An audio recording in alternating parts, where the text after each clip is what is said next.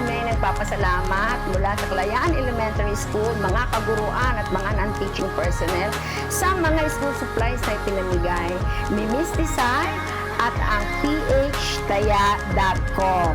Kami ay malugod na iniimbitahan ng lahat na pumunta dito sa aming eskwelahan. And let's have more fun here in Kalayaan Elementary School. Salamat!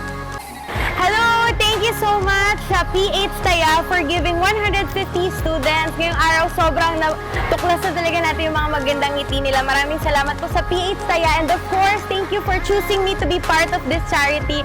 I am so thankful. And of course, guys, have an amazing day ahead. Thank you!